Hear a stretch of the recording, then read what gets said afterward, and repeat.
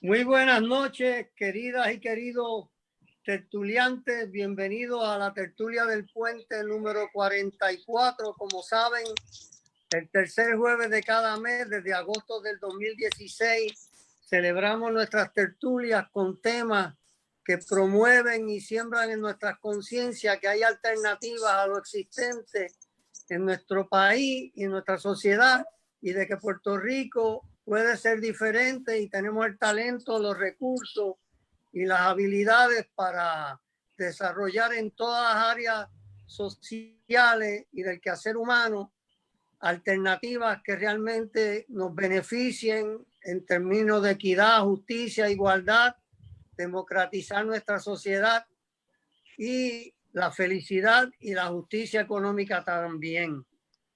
El día de hoy, en la noche de hoy, el tema de la tertulia es las respuestas comunitarias a la pandemia que han dado varias de nuestras comunidades en nuestro país. Entendimos que era bien importante compartir esa experiencia que demuestra el talento y las iniciativas y la audacia de nuestro pueblo enfrentándose a la pandemia ante la inoperancia en muchos sentidos del Departamento de Salud. Tenemos para desarrollar el tema, con orgullo decimos y agradecemos profundamente a la doctora Cruz María Nazario Delgado, quien tiene un doctorado en epidemiología y es profesora del Departamento de Bioestadística y Epidemiología de la Escuela Graduada de Salud Pública del Recinto de Ciencias Médicas de la Universidad de Puerto Rico, que está ubicada en el Centro Médico. Muchas gracias, doctora Nazario Delgado, por estar disponible para nosotros. Es un orgullo contar con ustedes y su sapiencia y su compromiso de vida con las comunidades en Puerto Rico y con la educación. Bienvenida.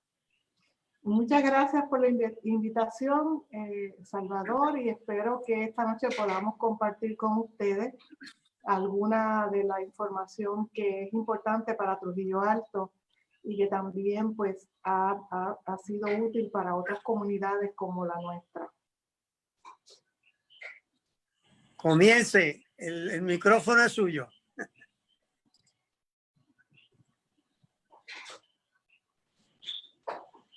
Pues en la noche de hoy les preparé algo bastante corto, con lo que yo creo que nos puede ayudar a empezar a conversar sobre la COVID-19. Y el bosquejo que voy a utilizar es muy brevemente repasar de dónde surge el virus, porque hay varias hipótesis y debemos aclarar ese punto. También cómo se propaga y cómo se controla, y en términos de la comunidad, cómo se transmite en la comunidad y cómo está la situación de el COVID en Trujillo Alto en particular. Lo primero es aclararles que hay dos hipótesis y algunas personas siempre me preguntan si es verdad que este virus se creó en un laboratorio. Esta ha sido la hipótesis del presidente de los Estados Unidos, pero hasta ahora no se ha podido demostrar que eso sea cierto.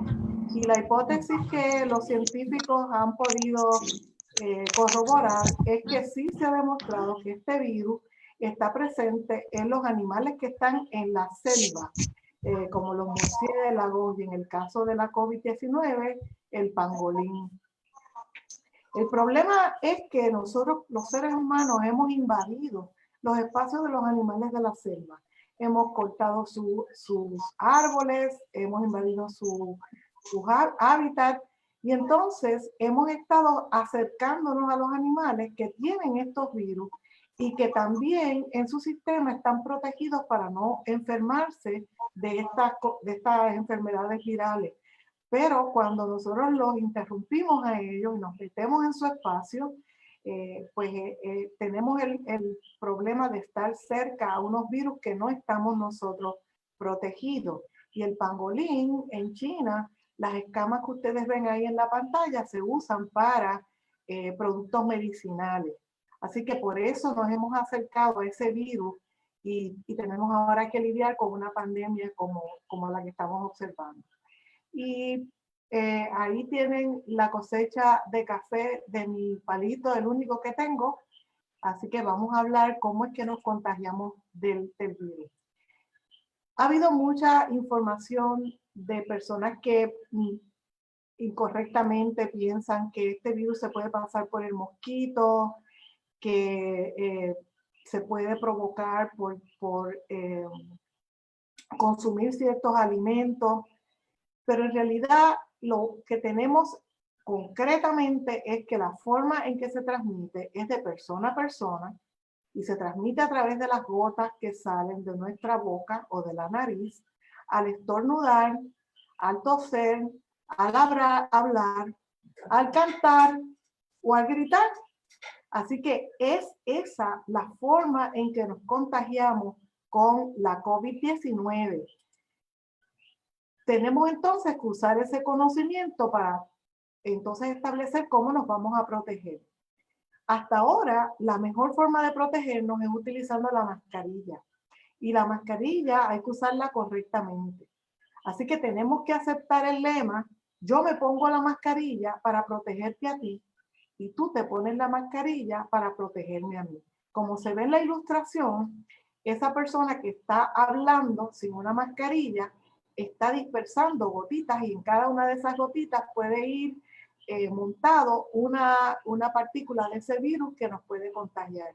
Así que como ven en la segunda parte de la ilustración, aunque la persona esté positiva, si ella usa una mascarilla, nos va a proteger a los demás de ese contagio.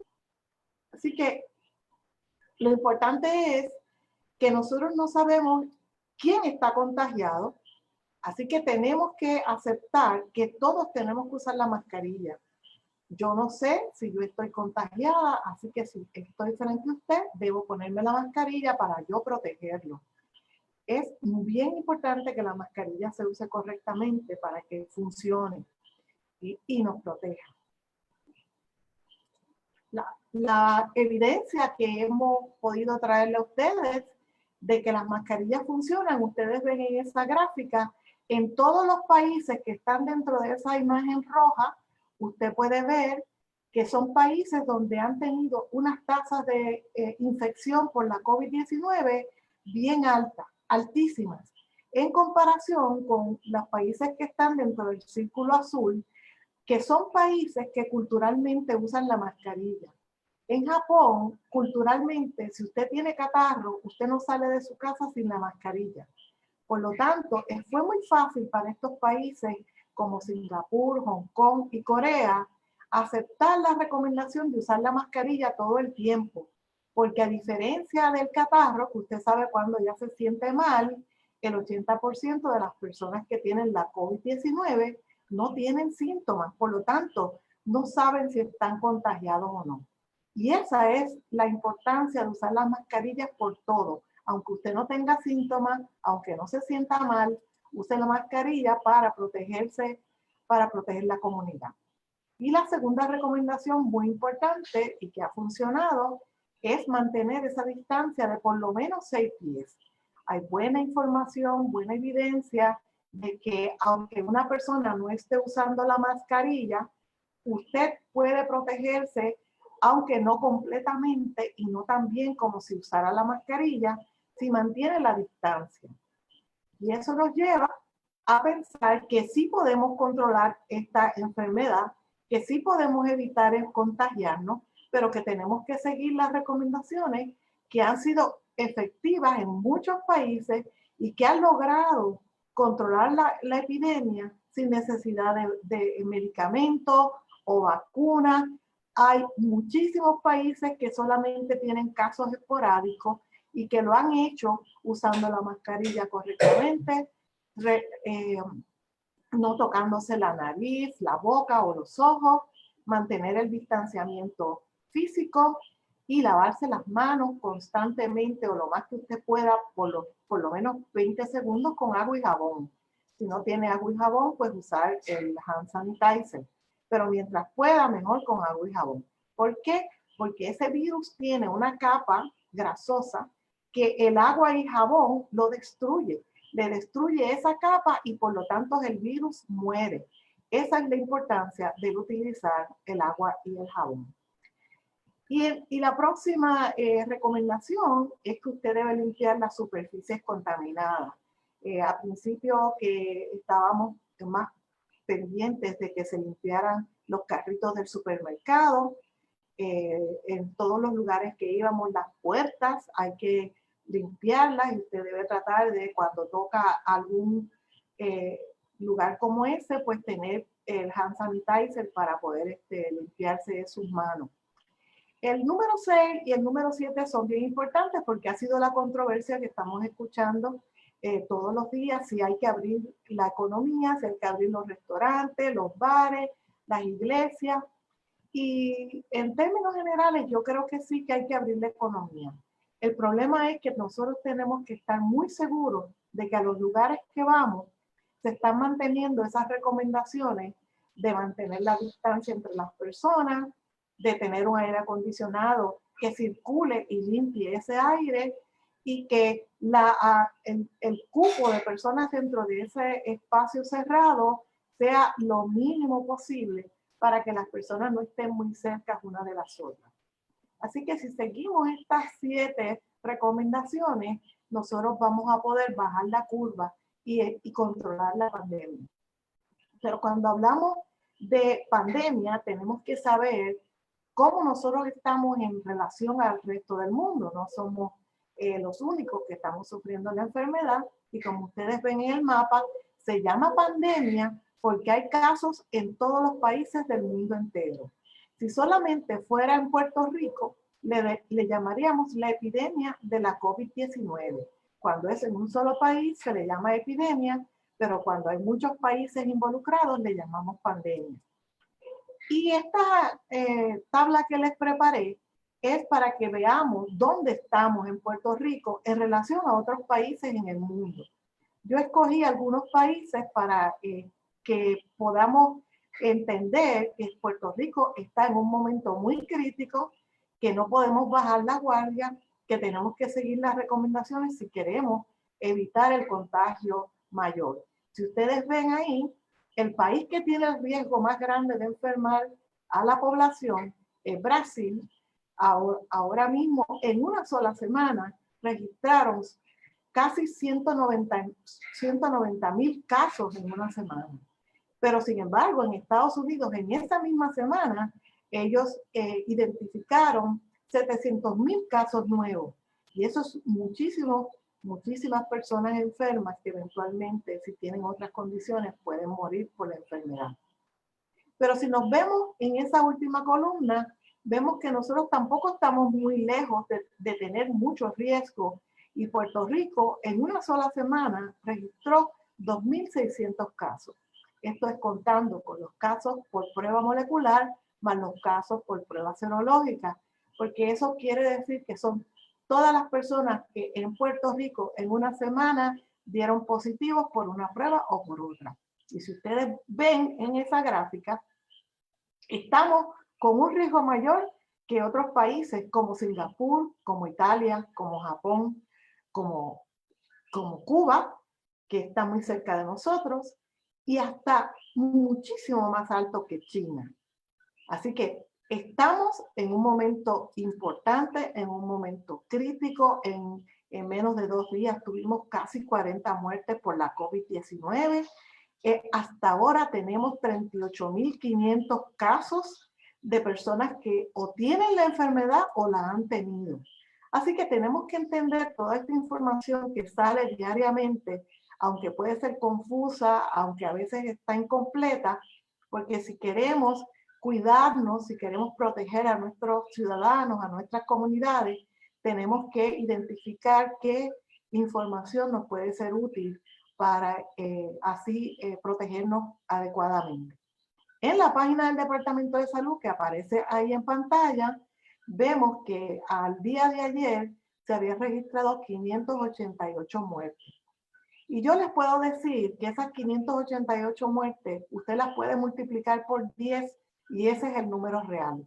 Porque lamentablemente hay un grupo muy grande de personas que mueren por la COVID-19 que no se registran como que esa fue la causa. Y eso ha pasado no tan solo en Puerto Rico, en Estados Unidos el CDC ha hecho investigación y ha demostrado que la causa de muerte por la COVID-19 está muy por debajo de lo que es la realidad en ese país. Así que es muy importante que tenemos muchas personas muriendo por la COVID-19 cuando podríamos evitar contagiarnos. Y al hablar de contagio, hay dos preguntas importantes que tenemos que hacernos. La primera ¿es el riesgo de contagiarse igual para todos en Puerto Rico? Y la contestación es sí. Si usted no ha pasado por esa enfermedad, pues usted está a riesgo, y todos los que no hemos tenido la experiencia de la enfermedad, vamos a ser susceptibles a enfermarnos. Pero la segunda pregunta es, ¿todos tenemos el mismo riesgo a exponernos a la enfermedad? Y esa pregunta, la contestación es no, porque los riesgos a los que nos exponemos varían por el tipo de actividad que nosotros llevamos a cabo. Hay personas en Puerto Rico que están en mayor riesgo y vamos a ver a través de los datos que les voy a presentar ahora cómo es que los riesgos son diferentes para diferentes personas en nuestro país. En esa página del Departamento de Salud todos los días informan cuántos casos hay por municipio.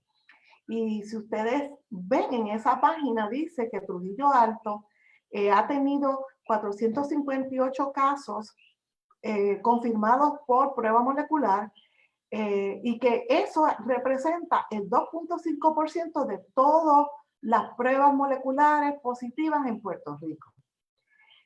Pues esa información no nos ayuda mucho a identificar el riesgo, porque eso solamente dice de todas las pruebas qué por ciento fue Trujillo Alto. Ese dato depende mucho de cuántas pruebas se han hecho. Así que tenemos que preguntarnos, y esa información no la da el Departamento de Salud, ¿cuántas pruebas se están haciendo en Trujillo Alto? Esa pregunta se la podemos hacer a la gobernación, se la podemos hacer al Departamento de Salud, pero en particular el gobierno de Trujillo Alto, el municipio de Trujillo Alto, tiene un sistema de vigilancia que nos puede decir cuál es el número de pruebas que se hacen en Trujillo Alto para entonces saber cuál es la tasa de positivos adecuada. De todos modos, yo recalculé esta información y Trujillo Alto hace el número 15 en todos los 78 municipios de Puerto Rico en términos de riesgo. Si ustedes ven la tabla, San Juan tiene el mayor número de casos, pero San Juan también tiene la población más grande municipal de todo Puerto Rico. Así que la tasa o el riesgo de infección en San Juan es muy alto. Aún con esa población, quiere decir que hay un nivel de contagio en la comunidad bastante alto.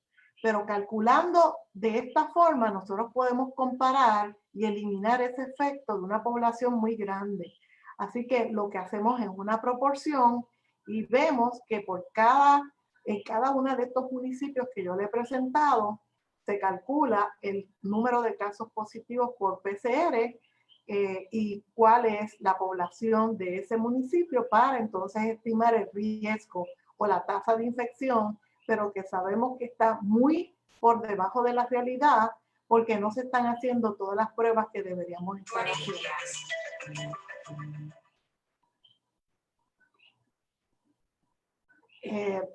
Si ustedes ven, el ser el número 15 nos está indicando que Trujillo Alto tiene un riesgo muy alto en comparación con otros municipios que han resultado mejor. ¿Qué pasa en el municipio de Trujillo Alto? Yo encontré esta gráfica en la página de Facebook del municipio de Trujillo Alto el 16 de julio del 2020.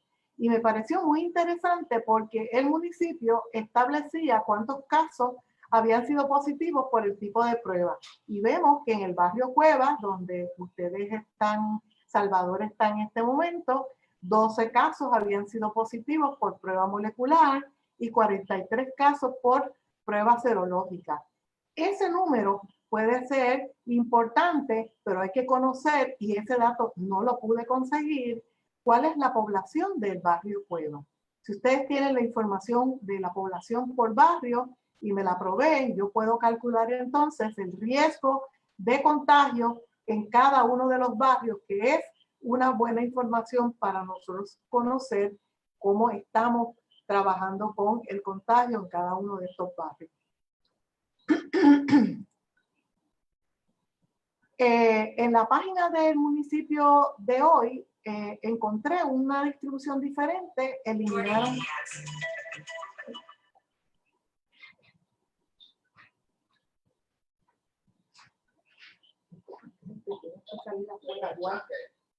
perdonen que me interrumpió una llamada de Estados Unidos, de mi hijo en Estados Unidos, así que la tengo que tomar.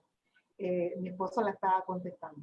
Así que en el municipio, hasta el 10 de septiembre, tenían esta distribución de casos: 445 pruebas confirmadas por molecular y 403 casos por prueba serológica. Al día de hoy son 458 casos por prueba molecular y 416 casos por prueba serológica, según los datos del Departamento de Salud del día de hoy. Pero lo más que a mí me interesó de esta distribución de la información sobre Trujillo Alto es que nos presentó la distribución de cuántos casos por edad. Y eso me parece muy interesante. También cuántos casos hay por sexo en el municipio de Trujillo Alto. Si ustedes ven, tenemos 446 casos en mujeres y 382 casos en hombres. Pero al calcular cuál es el riesgo para los hombres y cuál es el riesgo para las mujeres tienen un riesgo muchísimo mayor de 13 por cada 1000 mujeres, mientras que los hombres tienen un riesgo de un poco menos de 12 por cada 1000 hombres. Hay mayor riesgo de contagio entre las mujeres que entre los hombres. Y habría que buscar más información para saber por qué eso es así. Cuando vemos la distribución de los casos por edad, encontramos que hay 28 casos de niños en Trujillo Alto positivos para la COVID que tienen menos de 10 años. Eso es importante. Eso es un riesgo considerable para una población de esa edad. En términos de los niños de 10 a 19 años, el riesgo es mayor y hay 59 casos. Vamos al grupo de 20 a 59, es un grupo muy grande, pero ese grupo representa al grupo trabajador.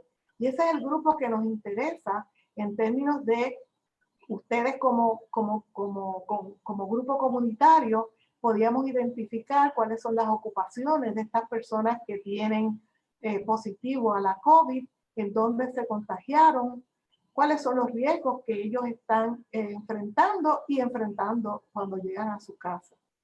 El municipio de Trujillo Alto tiene una oficina que hace el seguimiento de las personas positivas con la COVID y debe identificar a cada persona positiva y pedir que identifique con qué personas ha estado en contacto cercano, porque esas personas también hay que hacerle las pruebas para poder certificar que están bien o que están contagiados. Vamos a verla con un poco más de detalle y si ustedes ven, entre la tasa más alta de riesgo está entre 50 y 59 años, muy parecida a 40 a 49 años. Quiere decir que son los adultos los que están en un riesgo muy alto de enfermar, pero eso no quiere decir que los niños no tenemos que estar pendientes, que algo está pasando, que hay una tasa muy importante de más de un 5 por cada 1000 niños de esa edad que están positivos, lo han tenido o en algún momento cuando dieron positivos a la prueba molecular. Y entonces todos los días estamos oyendo las muertes que ocurren por la COVID-19, que es algo que nos preocupa. Y hay una pregunta que quisiera hacerle a ustedes. ¿Cuántos hogares de adultos mayores y égidas hay en Trujillo Alto? No pude conseguir esa información, pero sí les traje que dentro del informe del Departamento de Salud, la página del Departamento de Salud, hay un informe de cuántos se han evaluado en los hogares de adultos mayores y égidas en Puerto Rico. Así que nos preocupa muchísimo, por ejemplo, el 15 de septiembre, 19 muertes. Y cuando usted las ve, todas las que están pintadas en rojo, son personas que han muerto mayores de 60 años. Y si ustedes ven, de todos los que murieron o fueron informados en el 15 de septiembre, solamente 4 personas tenían menos de 60 años. Al otro día fueron 18 casos. Y eso también es muy importante. Mire, si fuera muerte violenta, los periódicos estarían llenos de titulares de la masacre. Pues esto es una masacre, porque hay muchas personas de mayor edad que están muriendo y tenemos que conocer por qué esas personas están siendo contagiadas, si es que en sus trabajos, si son muy jóvenes y todavía trabajan, o si es que están en hogares y se están contagiando en los hogares. Así que en ese informe del Departamento de Salud, lo que me preocupa muchísimo es que ellos solamente han llegado a menos de un 40% de todos los hogares que existen en Puerto Rico.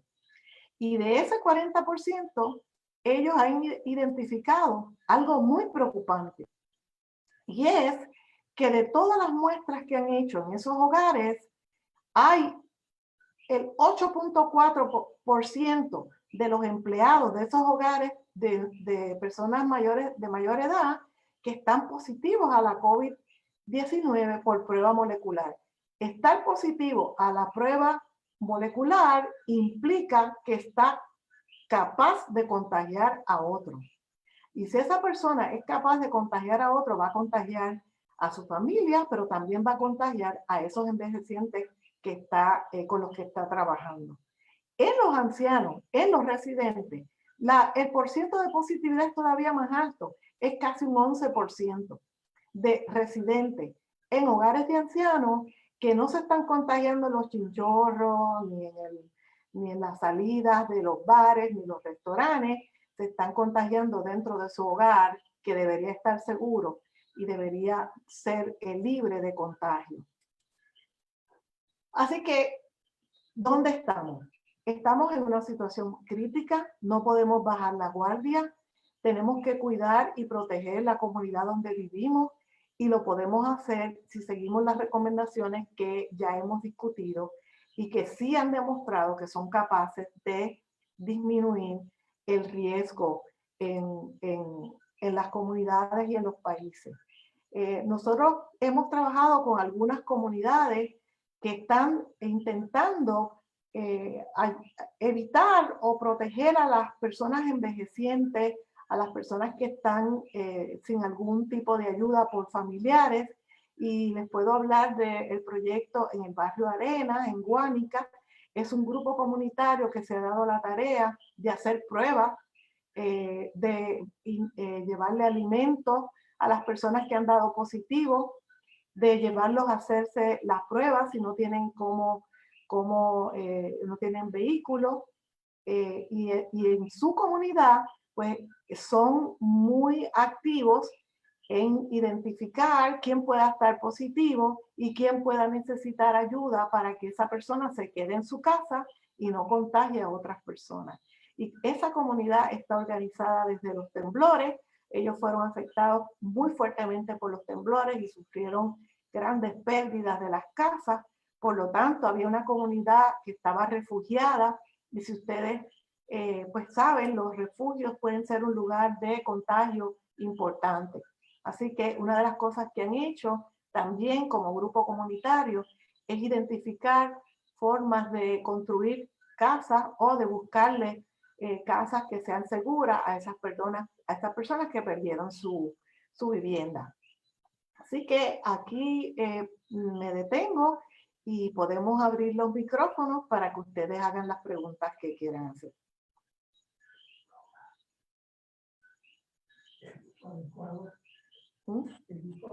Muchas gracias.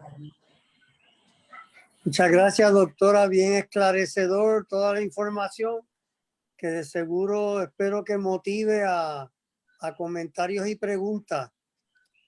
José, hay comentarios y preguntas.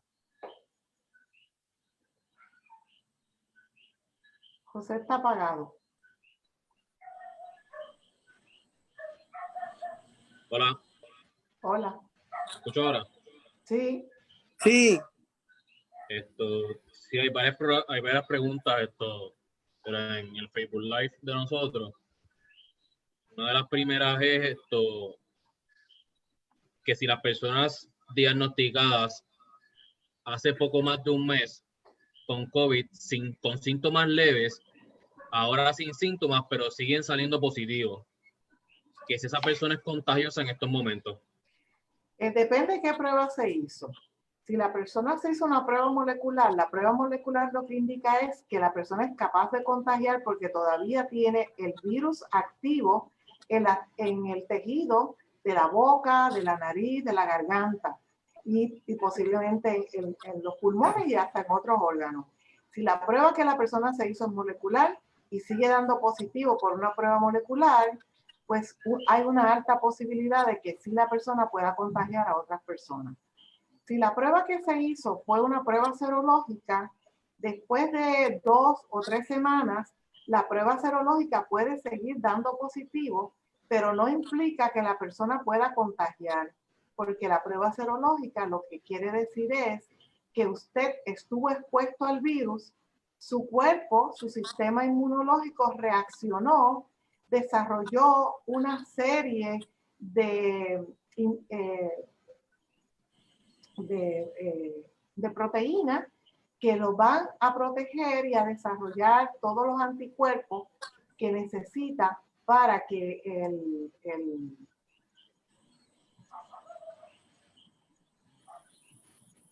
Uy, yo no te preocupes. Para que la persona pueda protegerse de ese virus. Así que si es una prueba positiva serológica, esa persona posiblemente no está a nivel de contagio de otras personas. Si es una prueba molecular, entonces esa persona debe mantenerse en cuarentena hasta que tenga una prueba negativa una prueba molecular negativa.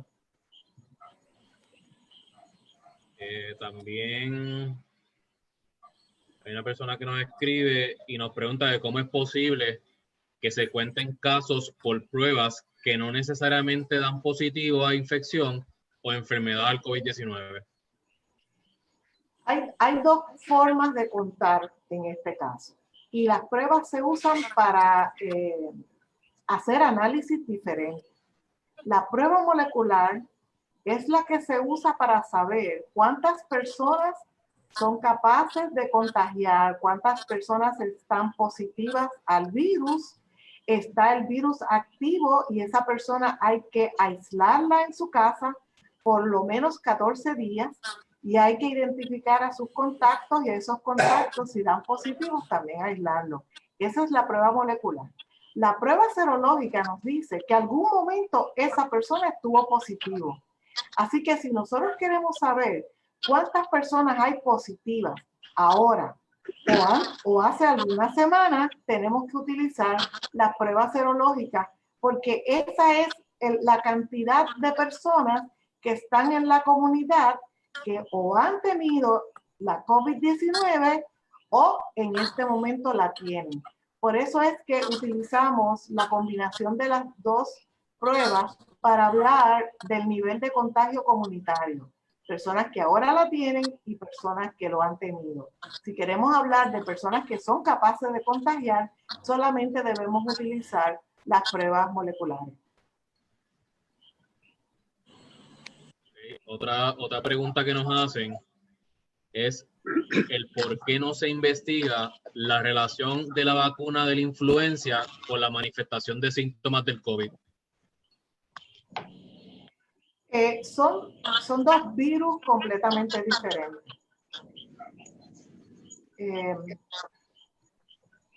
De hecho, el virus de la influenza que nosotros estamos tan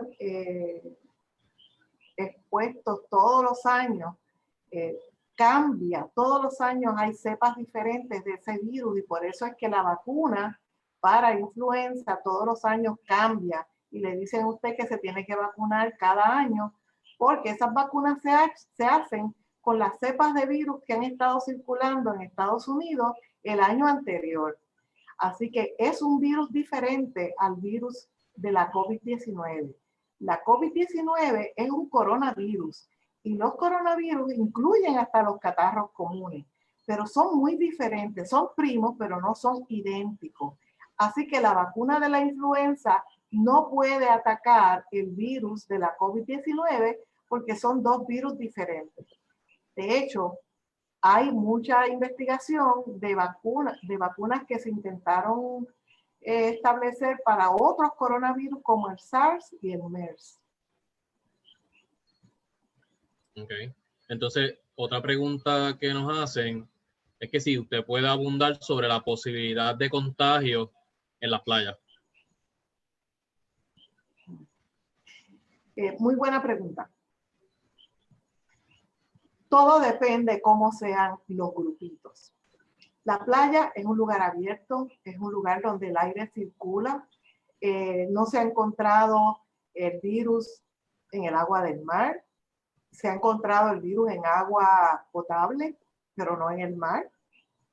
El problema es aquellas recomendaciones de evitar los grupos, la aglomeración, el evitar estar con personas que usted no está segura que están libres de la enfermedad y que no están usando la mascarilla. Así que uno podría ir a la playa si el grupo que usted está compartiendo en la playa es el grupo con el que usted vive, con el que usted comparte, con el que usted sabe que todos están saludables, pues no hay ningún problema en compartir en ese lugar. Podemos ir a los bosques, podemos ir a los parques, siempre que uno mantenga una distancia de más de 6 pies de aquellas otras personas que usted no sabe si están contagiadas. Y usted puede usar la mascarilla mientras esté en actividades que la pueda mantener puesta, pero evitando el estar muy cerca de otras personas. Siguen llegando las preguntas por Facebook Live y la gente se ha mantenido bastante activa comentando. Otra pregunta que hacen es ¿qué cree usted de la vacuna Fast Track anunciada por el presidente Trump? Esa es una pregunta política. Yo soy salubrista, estudié epidemiología y mi formación me dice que debemos estar alerta de las decisiones que se toman usando la política en vez de usar el conocimiento, los procedimientos adecuados y la evidencia científica. Yo no dudo nada que el señor Trump apure a que salga una vacuna antes de las elecciones porque él está apostando que con eso va a ganar las elecciones. Pero también él está apostando en competencia con el presidente de Putin porque están en competencia en países a ver quién es que produce la vacuna primero. Los procedimientos que se utilizan para evaluar una vacuna son muy rigurosos. Y la gran mayoría de las vacunas que hemos usado nosotros, que usted ha vacunado a sus hijos, que usted se ha vacunado, son vacunas que se hicieron siguiendo unos protocolos bien estrictos y se han tardado. La única que yo conozco que fue rápida, se tardó 4 años. Porque hay que pasar por una serie de etapas. La primera etapa se le llama la fase 1, en donde lo que se quiere evaluar en un grupo bien pequeñito de personas, 15 a 30 personas, si eso que están probando no es tóxico, no causa enfermedad, no va a matar a las personas. Y en ese grupito de personas que son voluntarios saludables, esas personas se mantienen en un hospital o en algún lugar donde son vigilados muy cercanamente porque usted le está administrando un medicamento a una persona que puede ser un virus inactivado, que puede ser una partícula del virus, que puede ser ahora mismo hay 127 países haciendo diferentes tipos de vacunas y todas están utilizando formulaciones diferentes. Pero en esa fase 1 lo que se quiere saber es si eso que se está utilizando es seguro y cuál es la mejor forma de administrarlo. Algunas vacunas se pueden administrar por la nariz, que la persona lo inhala. Otras vacunas se pueden poner inyectadas, que casi siempre es lo más común. Pero la vacuna inyectada es una de las más difíciles de mantener y de distribuir, porque usted necesita que estén en un frío muy, muy, muy bajito. Tiene que transportarlas rápidamente a los países y entonces tienen que en los países también guardarse en unas neveras a unas temperaturas importantes. En la fase 2 se utilizan más o menos como 100 voluntarios. Son voluntarios sanos que también entonces se exponen a el medicamento, pero en esa fase lo que investigan los científicos es cuál es la mejor dosis que se le puede administrar a una persona y que esa persona se puede medir si ha desarrollado anticuerpos. Así como cuando usted le da el virus y le hacen la prueba serológica, usted puede salir positivo si su cuerpo desarrolló anticuerpos. Lo que se quiere hacer con la vacuna es artificialmente provocar esa reacción en su cuerpo de que se desarrollen los anticuerpos y lo proteja en caso de que usted se exponga a una persona contagiada. Y la gran mayoría de las vacunas que se están probando hoy en día están en la tercera fase.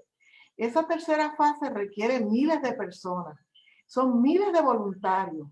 Y la que se mencionó mucho hace como unas semanas en que se estaba probando en Inglaterra y en Estados Unidos, requería aproximadamente 30,000 voluntarios. Pero esos voluntarios tienen que ser de la población general, tienen que ser personas de todas las edades, mayores de 21 años, pero con una distribución bastante realista, gente joven, gente mediana edad, gente vieja. También tiene que haber una buena distribución por sexo, mujeres y hombres. Hasta ahora más mujeres han aceptado participar como voluntarias que hombres. Pero una cosa bien importante es que esos voluntarios también tienen que representar las comunidades. En las comunidades somos diferentes. Y en Estados Unidos la comunidad que más ha sufrido la severidad de esta infección son la gente de los grupos minoritarios, los hispanos y los negros en Estados Unidos.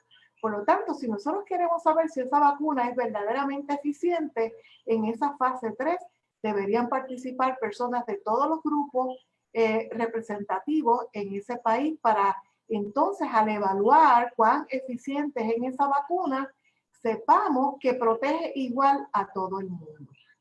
Esa es hasta ahora donde estamos en términos de la vacuna. La cuarta fase, que es la que quieren adelantar, es la fase en donde ya cientos y cientos de miles de personas se le ofrece la vacuna y entonces se evalúa cuán eficiente ha sido a nivel de la población general. El caso de que se detuvo porque una señora desarrolló unos efectos secundarios muy severos, eso es lo que se tiene que observar en la fase 3. Se le inyecta esta vacuna a una persona sana y si esa persona desarrolla un efecto secundario muy serio, hay que detener el ensayo, hay que detener el experimento, porque es importante investigar por qué razón esa persona ha desarrollado ese efecto secundario severo. Y alguien podría decir, bueno, una persona de 30,000, eso es poquito. Pero si eso no se atiende, ya no es una persona en 30,000. A esa vacuna se le va a aplicar a cientos y cientos de millones de personas y entonces se va a replicar ese efecto secundario en muchísimas personas y por lo tanto ese experimento se detuvo en Inglaterra y en Estados Unidos. La compañía farmacéutica lo detuvo en voluntarios en Inglaterra y en voluntarios en Estados Unidos, pero lo ha continuado en África del Sur. Así que eso es también preocupante de que se experimente en poblaciones que todos sabemos que tienen menor posibilidad de estar protegidos y de tener sistemas de salud que los ayuden a detectar si hay problemas importantes. No sé si eso le contestó la pregunta a la persona que quiere saber sobre las vacunas. Otra preguntita que hacen es que si debemos exigir pruebas para todo el mundo o solamente para grupos que tienen esto mayor riesgo de contagio. Esa pregunta es la que tiene que contestar el gobierno de Puerto Rico, porque hay que hacerle pruebas a todas las personas posibles. Mientras más pruebas usted haga, mayor la posibilidad de identificar quién está contagiado. Recuerde que dijimos que solamente un 20 o un 15% de las personas va a tener síntomas. Así que si usted solamente le hace pruebas a las personas que tienen síntomas, a las personas que van al hospital o a las personas que van a un meeting político y se contagian, entonces usted está dejando fuera el 80% de las personas que pueden tener la COVID y pueden contagiarnos, pero no tienen ningún síntoma. Nosotros digo nosotros por hablar en términos genéricos, pero el gobierno de Puerto Rico hizo un esfuerzo gigantesco por comprar pruebas serológicas y pruebas que ni servían. ¿Por qué no hacemos ahora un esfuerzo igual de comprar las pruebas moleculares que necesitamos? En los países donde han hecho pruebas a todas las personas que estén disponibles para hacerse la prueba, esos países han controlado la epidemia, la pandemia, la han controlado. La pandemia no se puede controlar solamente echándole la culpa a la gente, diciéndole a la gente que es culpa suya por ir al bar. Eso es parte de la responsabilidad que tenemos todos nosotros de cuidarnos, de protegernos, de usar las mascarillas y de usarlas adecuadamente. No se puede usar por el cuello ni colgando de la oreja. La mascarilla tiene que cubrirle la nariz, porque por la nariz también salen partículas. Así que en muchísimas páginas del internet tú puedes encontrar las formas y las explicaciones de cómo usar la mascarilla. Es importante porque ahí usted controla el nivel de contagio. Pero si no hacemos pruebas, no sabemos quién está contagiado. Y entonces tenemos que depender de que la comunidad sea la que entonces lleve ese peso de controlar el contagio.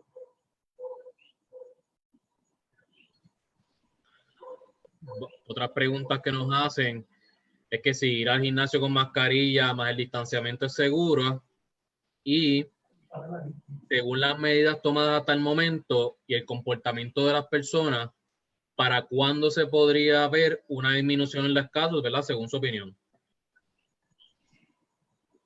La pregunta de los gimnasios es importante porque son los jóvenes, casi siempre los jóvenes los que van al gimnasio. Si se mantiene la mascarilla bien puesta, si se mantiene el distanciamiento, y hemos visto por fotos que nos han enviado de cómo los gimnasios han separado las máquinas a más de 6 pies y han establecido protocolos. Las personas entran, se tienen que usar el hand sanitizer y ellos están limpiando las máquinas y las mesas. Cada vez que una persona se levanta, la limpia. Si se sigue un protocolo adecuado para mantener limpios los espacios, pues no debería haber problema. Pero sin embargo, lo que a mí me preocupa es el aire acondicionado. Porque ¿sabe qué?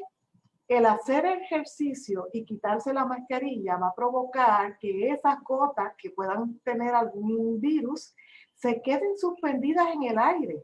Se pueden quedar de 3 a 4 horas.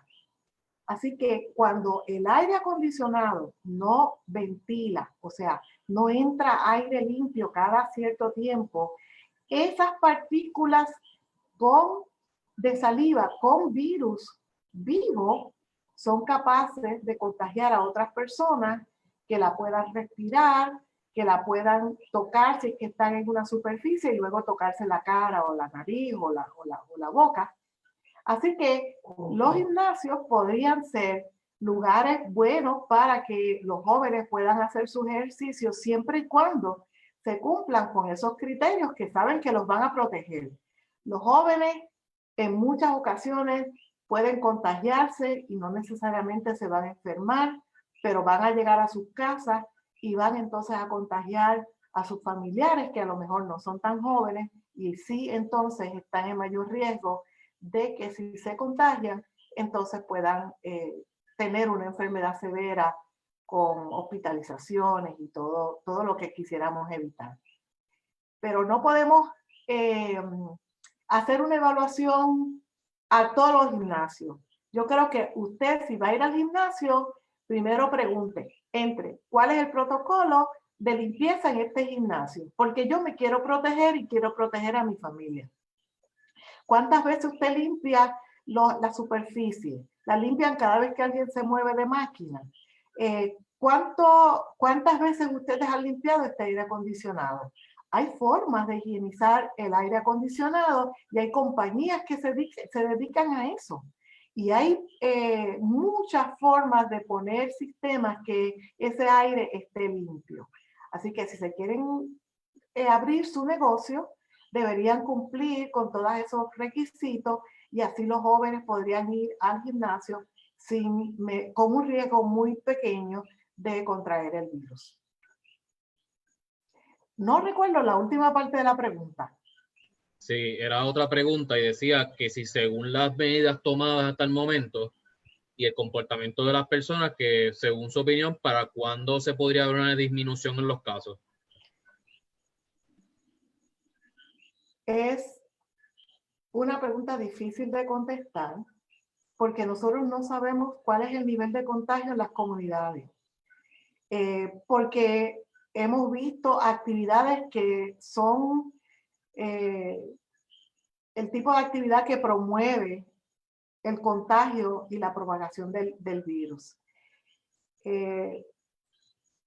Yo vivo en el campo en Trujillo Alto y he visto fiestas, cumpleaños, actividades religiosas en donde hay aglomeración de personas. Y les voy a decir que cuando usted canta, aunque sea cumpleaños feliz, o está cantando los himnos de su iglesia, la capacidad de expulsar la saliva, si usted está contagiado, es muchísimo mayor que si usted está en una actividad donde el grupo de personas, usted los conoce, son pequeños y se puede mantener una distancia entre personas que hayan llegado nuevas.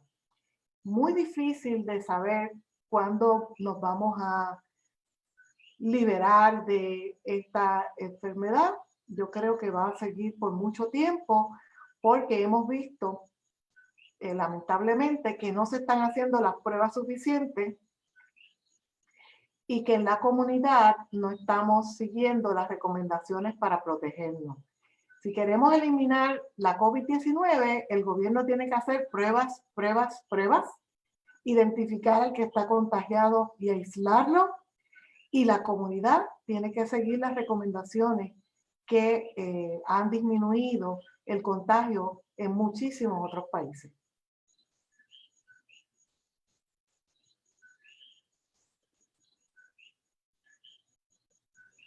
Otra pregunta que nos hacen es que quieren saber, ¿verdad?, la diferencia entre los dos tipos de pruebas que se están haciendo ahora mismo.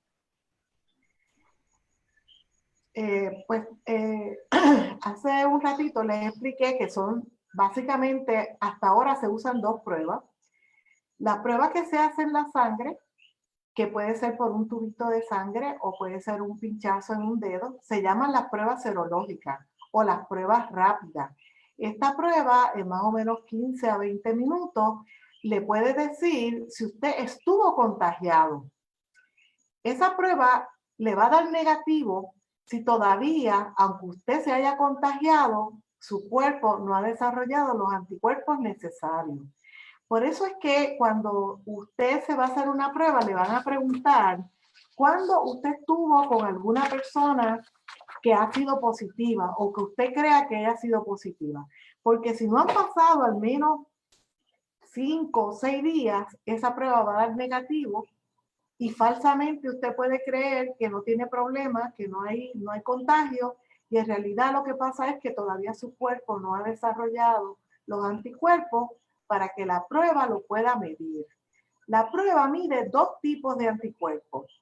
Uno que se produce rápidamente, que es el IgM, y otro que se produce semanas más tarde, que es el IgG. Y es en ese momento, cuando la persona ha desarrollado ese tipo de anticuerpos, es que se pide que a las personas que ya tienen ese nivel de protección, que donen plasma para darle a las personas que en ese momento están hospitalizadas y que, aunque no se ha corroborado 100% que funciona, porque parece que funciona en algunos casos sí, en otros lamentablemente no, esa plasma con ese tipo de anticuerpos puede ayudar a una persona que está en ese momento tratando de combatir la enfermedad, de combatirla y poder sobrevivirla o por lo menos salir mucho más rápido del hospital. La otra prueba, que es la prueba molecular, esa es la prueba que le toman en la nariz o en la garganta.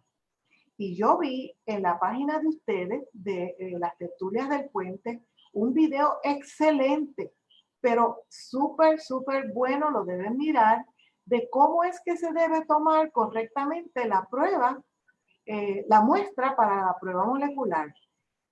Me parece que se ha creado mucho miedo de las personas, que es incómodo, que es doloroso, pero el video que ustedes presentan del doctor es muy bueno y le va a ayudar a la gente a que pueda colocar su cabeza de la manera correcta para que no sea incómodo el procedimiento. Y lo otro, que es lo más importante todavía, para que la prueba sea válida. Si la prueba se toma mal, aunque esta es una de las pruebas más certeras que tenemos, si la prueba no se toma adecuadamente y se toma del tejido que no está contagiado, pues también tenemos el peligro de que la prueba dé negativa cuando esa persona posiblemente tenga la capacidad de contagiar a otro.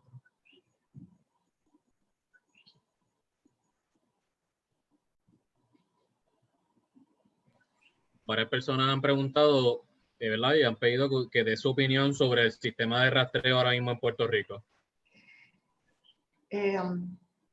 Y le puedo decir que el problema del sistema de rastreo en Puerto Rico es que aparentemente no está muy bien coordinado. Creo que a nivel de los municipios está funcionando bastante bien.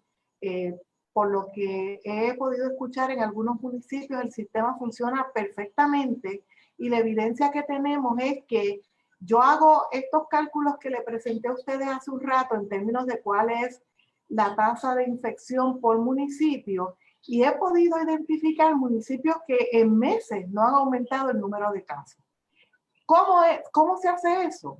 Mire, eso pasa cuando usted hace las pruebas, identifica quién está contagiado y ese sistema de vigilancia, de seguimiento, llama a sus contactos y los pone también a aislamiento si es que están contagiados. Esa es la forma de controlar la pandemia. Esa es la forma de controlar el contagio en su municipio. Pero ese sistema no está funcionando aparentemente a nivel de todo Puerto Rico de la misma forma. La situación más complicada es que no tenemos información de cómo está funcionando a nivel de los municipios y solamente podemos hacer algunos análisis muy superficiales y ver si no están aumentando los casos, pues yo parto de la premisa que el contagio se está controlando por algún tipo de medida, ya sea de la comunidad que está siguiendo estrictamente las medidas o ya sea del gobierno municipal que está requiriendo pruebas a la mayoría de la población y está identificando a aquella persona positiva y la está aislando. Así que es lamentable que se ha invertido millones y millones de dólares en un sistema de, como le llaman, rastreo o de seguimiento que podría estar dándonos una visión mucho más clara de lo que está pasando a nivel del país completo. Creo que solamente están participando No todos los municipios están participando, algunos están participando. Y a mí me parece que Trujillo Alto tiene un sistema de vigilancia que ustedes como grupo comunitario, yo podría pensar que debería darnos más información de la que están ofreciendo en la página, porque es importante nosotros conocer cuál es la tasa de contagio por barrio. La tasa de contagio nos ayuda a entender qué está pasando en la comunidad. El contagio en Puerto Rico ahora mismo es por la comunidad. Nadie lo trae en avión. En avión y en barco llegaron los primeros contagios a Puerto Rico. Le dimos hasta un premio al barco que llegó con la primera señora contagiada. Eso fue una falla grande de nuestro gobierno en que se creyó que porque China alegadamente estaba tan lejos, no iba a llegar el contagio a Puerto Rico, cuando el contagio llegó en un barco y en un avión desde Nueva York, desde Washington o desde Florida. Así que sería muy útil si pudiéramos tener información específica de Trujillo Alto. A mí me gustaría tener acceso a la información. Estoy dispuesta, en la mejor disposición de hacer los análisis que se necesitan para que nosotros como comunidad pudiéramos decir que estamos controlando la pandemia. En Trujillo Alto están aumentando los casos todos los días. En Trujillo Alto no ha habido una disminución de casos como yo he visto en otros municipios.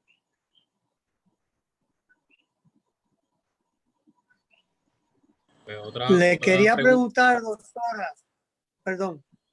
No, adelante.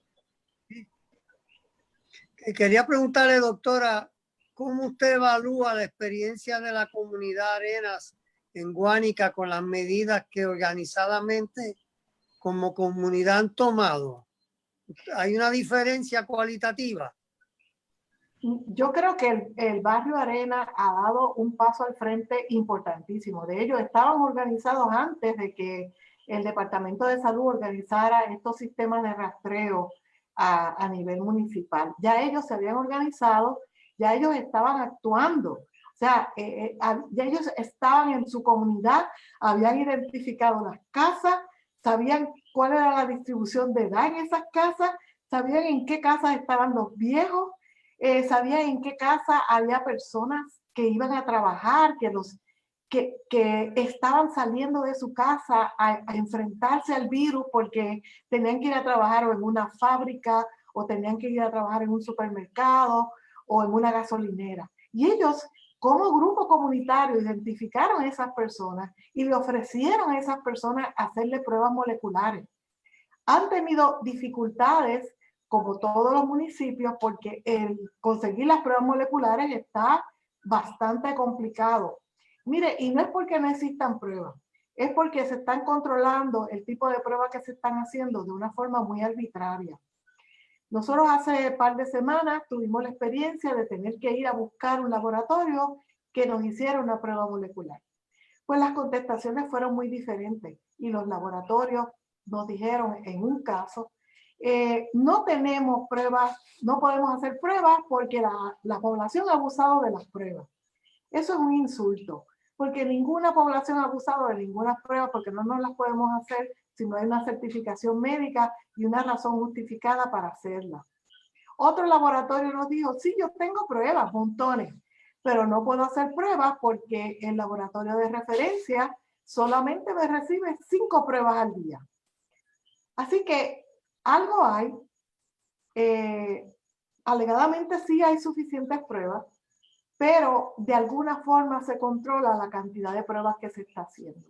Yo creo que el barrio Arenas ha sido impresionante en términos de cuán efectivos han sido en identificar, y ellos han compartido sus experiencias con otras comunidades. Hemos participado en actividades de grupos comunitarios de Vieques, Mayagüez, Salinas, para que ellos expliquen cómo lo están haciendo y para ayudarlos a diseñar ellos también protocolos de ayudar a las personas de la comunidad. Magnífico. Yo quería compartirle que en la cooperativa 355 familias en 2 edificios no sabemos de ningún caso, porque se tomaron medidas, solamente pueden entrar 2 personas máximo en el ascensor. Frente a todos los ascensores hay hand sanitizer. Todo el mundo se le repartió a toda la familia la mascarilla N95. Y ahí la comunidad ha sido bien responsable en las medidas, sale cuando es necesario, siempre utiliza las mascarillas, se cerró en las áreas comunes, se cerraron y ha sido, yo creo que ejemplar como cooperativa lo que hemos logrado, de que no, y hay la obligación de que si hay algún caso, reportarlo para que haya un mayor control en el edificio. Todos los días se limpia, se toman las medidas de desinfección y realmente quería compartirlo, ¿verdad?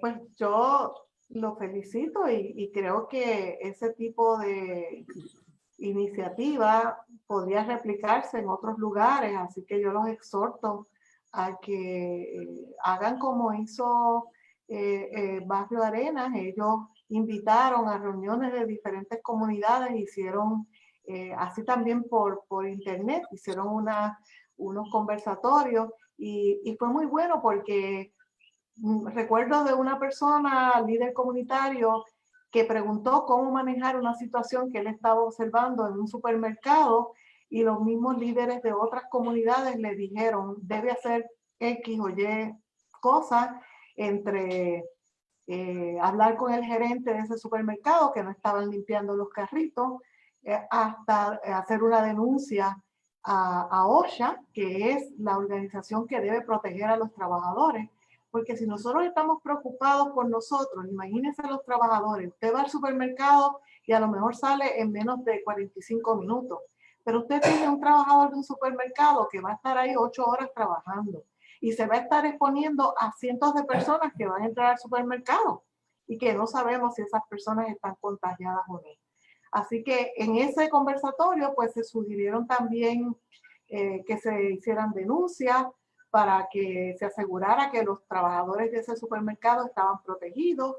Y fue así de líder comunitario a líder comunitario, dándose ideas y motivándose a que estuvieran ellos al frente para disminuir el contagio en la comunidad que ellos estaban liderando.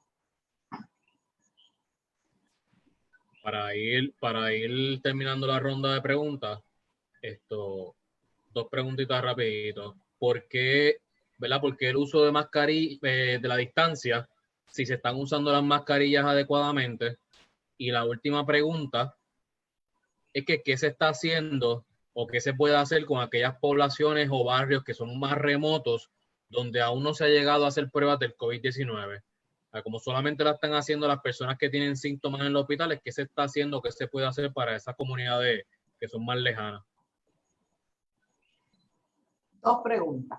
La primera pregunta,